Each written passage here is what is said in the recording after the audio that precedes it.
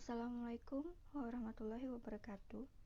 Perkenalkan, kami dari kelompok 9 yang beranggotakan Windu Agung Relian, Mega Bahrian, Susila Radia, dan saya sendiri Indri Puspitasari, Cynthia Dewi Pratiwi, dan Fahmi Nurin. Di sini kami membahas tentang dokumen bahan ajar. Baiklah, di sini saya sebagai pemateri pertama akan menjelaskan tentang program tahunan. Pengertian program tahunan. Program tahunan adalah rencana penetapan alokasi waktu 1 tahun untuk mencapai tujuan seperti SK dan KD yang telah ditetapkan. Penetapan alokasi waktu diperlukan agar seluruh kompetensi dasar yang ada dalam kurikulum seluruhnya dapat dicapai oleh siswa. Penentuan alokasi waktu ditentukan pada jumlah jam pelajaran sesuai dengan struktur kurikulum yang berlaku serta keluasan materi yang harus dikuasai oleh siswa.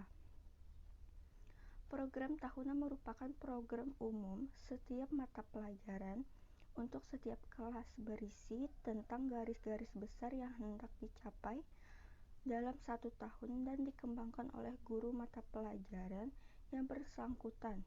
Program ini dipersiapkan dan dikembangkan oleh guru sebelum tahun pelajaran dimulai.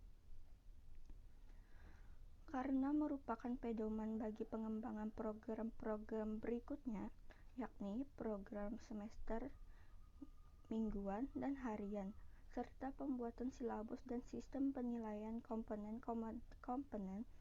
Program tahunan meliputi identifikasi satuan pendidikan, mata pelajaran, tahun pelajaran, standar kompetensi seperti kompetensi dasar, alokasi waktu, dan keterangan. Karena program tahunan perlu dipersiapkan dan dikembangkan oleh guru sebelum tahun pembelajaran dan merupakan pedoman bagi pengembangan program-program berikutnya, seperti dalam program semester, silabus, dan rencana pelaksanaan pembelajaran atau RPP. Fungsi program tahunan atau PROTA dalam kegiatan pendidik atau pembelajaran adalah antara lain sebagai berikut. Yang pertama, sebagai pedoman dalam menyusun program suatu pelajaran dan juga sebagai persiapan dalam mengajar agar lebih rapi dan terorganisir secara lebih matang. Yang kedua, sebagai pedoman membuat kalender akademik atau KALDIK. Yang ketiga, sebagai acuan dalam rangka optimalisasi, efisien, dan efektivitas penggunaan waktu belajar efektif yang ada. Assalamualaikum warahmatullahi wabarakatuh. Di sini saya ingin melanjutkan presentasi dari pemateri sebelumnya. Di sini saya ingin menjelaskan tentang cara menyusun program tahunan yang disingkat PROTA. Nah, komponen minimal yang wajib dipenuhi adalah sebagai berikut. Yang pertama, identitas. Nah, di dalam identitas itu mencakup mata pelajaran, kelas, dan tahun pelajaran. Yang kedua adalah format isian. Nah, dalam format isian itu mencakup semester, tema, subtema, dan alokasi waktu. Dan yang ketiga adalah langkah menyusun PROTA. Nah, menyusun PROTA ada 4 hal yang harus dilalui atau dipenuhi, yaitu yang pertama, mengidentifikasi jumlah kompetisi dasar atau yang kita sebut KD dan indikator dalam 1 tahun. Yang kedua adalah mengidentifikasi keluasan dan kedalaman kompetisi dasar dan indikator. Dan yang ketiga adalah melakukan pemetaan kompetisi dasar untuk setiap semester. Dan yang keempat adalah menentukan alokasi waktu yang masing-masing komponen dengan memperhatikan minggu efektif yang termuat dalam program mingguan efektif. Selanjutnya saya ingin menjelaskan tentang contoh PROTA. Nah, kita sini ada contoh. Yang pertama kita tulis dulu nama sekolah SDN Gunung Masih. kedua kelas atau semester, kelas 5 semester 1, tahun pelajaran 2017 dan 2018. Nah, di sini kita buat ada 5 kotak. Kotak pertama adalah tema, kedua subtema, ketiga pembelajaran, dan keempat alokasi waktu, dan kelima keterangan.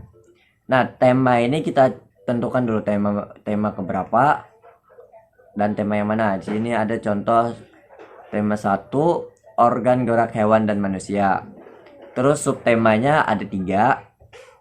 Terus 1, organ gerak hewan, 2, manusia dan lingkungan, 3, lingkungan dan manfaatnya. Terus kotak tabel keempat, pembelajaran. Nah, kita tulis pembelajaran ke 1, 2, dalam satu tema, dalam satu subtema itu ada 6 pembelajaran kita buat. Kita tulis 1, 2, 3, 4, dan 5, dan 6. Seterusnya, pembelajaran kedua ada 6, pembelajaran ketiga ada 6. Terus alokasi waktu kita buat satu hari dalam 1 minggu. Nah, terus keterangan. Nah, di keterangan ini kita ambil 1, 2, 3 hari. Pembelajaran 1, kedua, dan ketiga kita buat Juli minggu ketiga. Dan pembelajaran 4, 5, dan 6 kita buat Juli minggu keempat. Terus di terakhir adalah ada ulangan harian tema 1. Setelah subtema selesai semuanya, kita buat lagi ulangan harian tema 1 dan remedial atau pengayaan. Itu terserah kita buat berapa hari pembelajaran alokasi waktunya, tapi di sini dicontoh 2 hari. Dan tentukan keterangan minggunya, bulan berapa, minggu keberapa. Ya, itu saja materi dari saya. Selanjutnya dilanjutkan oleh materi berikutnya.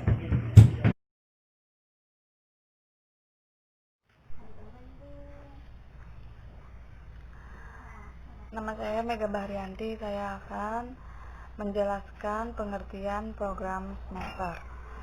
Program semester adalah satuan waktu yang digunakan untuk penyelenggaraan program pendidikan.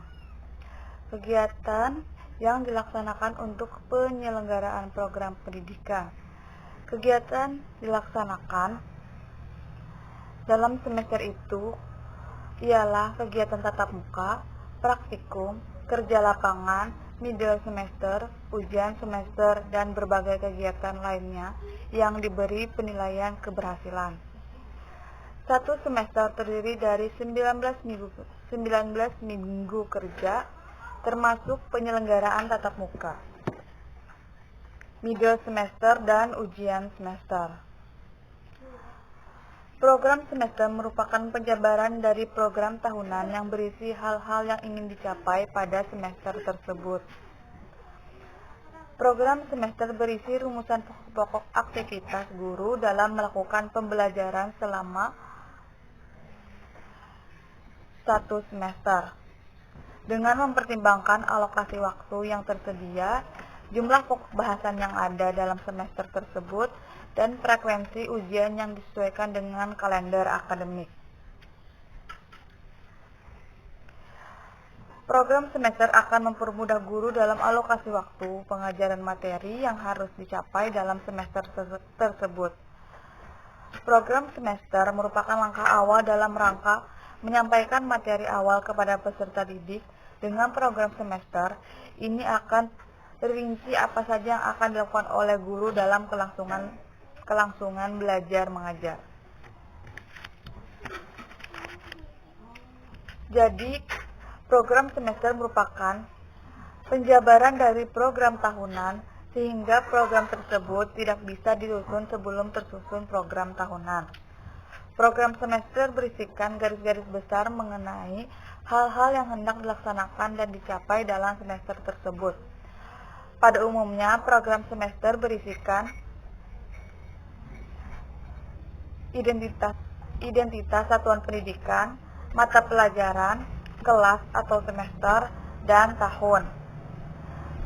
Format isian, standar kompetensi dasar, KD, jumlah jam pertemuan, dan bulan.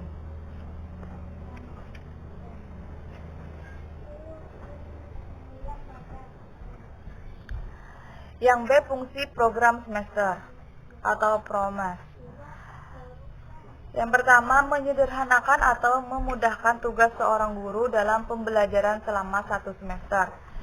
Yang kedua, sebagai pedoman atau acuan arah kegiatan dalam mencapai tujuan pembelajaran yang diprogramkan. Yang ketiga, sebagai pedoman kerja bagi guru sekaligus bagi murid. Yang keempat, sebagai parameter efektivitas dalam satu proses pembelajaran. Dan yang terakhir, sebagai bahan penyusunan data agar terjadi kesinambungan kerja.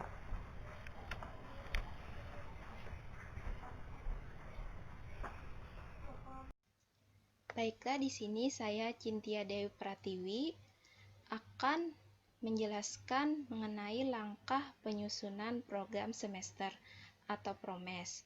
Nah, di sini ada beberapa langkah yang harus kita kerjakan dalam menyusun program semester, yaitu diantaranya yang pertama adalah menginput atau memasukkan KD, topik, dan subtopik bahasan dalam format PROMES. Nah, jadi dalam hal ini, dalam memasukkan kompetensi dasar, topik maupun subtopik, kita harus menentukan materi atau pembahasan, dan langkah selanjutnya adalah memasukkannya ke dalam format PROMES yang sudah disediakan. Nah, yang kedua adalah menetapkan jumlah jam dan jumlah tatap muka per minggu untuk setiap mata pelajaran. Nah, jadi dengan menentukan atau menetapkan jumlah jam per minggu itu, kita harus memasukkannya di kolom per minggu dan banyaknya tatap muka setiap minggu per mata pelajarannya. Yang ketiga, mengalokasikan waktu sesuai kebutuhan bahasan topik pada kolom minggu dan bulanan. Nah, jadi dalam hal ini kita harus menentukan pada bulan dan minggu keberapa kompetensi dasar itu dilaksanakan dengan memuat hal-hal yang perlu diperhatikan dalam alokasi waktu. Di antaranya yang pertama, menghitung banyaknya kompetensi dasar dalam semester berjalan. Yang kedua, ada menentukan kedalaman atau keluasan materi pada KD tersebut. Yang ketiga, sebarkan jam efektif yang telah dihitung pada setiap kompetensi dasar berdasarkan keluasan dan kedalamannya. Yang keempat, ada menjabarkan hasil penyebaran tersebut pada matrik yang telah dilengkapi dengan bulanan dan minggu selama satu semester, dengan memperhatikan juga minggu atau hari yang tidak efektif pada jam tersebut. Dan yang keempat, ada membuat catatan atau keterangan untuk bagian-bagian yang diperlukan. Nah, jadi dalam memasukkan langkah PROMES, kita harus menambahkan catatan atau keterangan untuk bagian yang membutuhkan keterangan atau sebuah penjelasan. Nah, yang selanjutnya di sini ada contoh program semester. Nah, ini adalah salah satu contoh program semester yang memuat bagaimana tema, subtema, alokasi waktu, hasil pada bulan Januari, Februari, Maret, April, Mei, Juni, dan sampai seterusnya. Nah, jadi secara sederhana teknik pengisian program semester ini juga sama seperti program tahunan. Beberapa komponen yang sudah ada dalam program tahunan tinggal memindahkannya saja, seperti SK, KD, materi pokok yang dibahas. Yang perlu hanyalah pencermatan dalam perumusan indikator dan pemberian materi ke dalam bulan selama satu semester. Lalu, indikator dalam program semester ini harus dirumuskan guru sesuai dengan karakteristik siswanya. Indikator ini ibarat tujuan instruksional khusus dalam pembelajaran, sehingga perumusannya akan lebih efektif apabila menggunakan kata kerja operasional atau KKO, seperti menjelaskan, menyebutkan, menganalisis, mengidentifikasi, mengevaluasi, dan sejenisnya. Nah, itu tadi penjelasannya. Mungkin cukup sekian materi dari saya, selanjutnya akan dilanjutkan oleh pemateri berikutnya.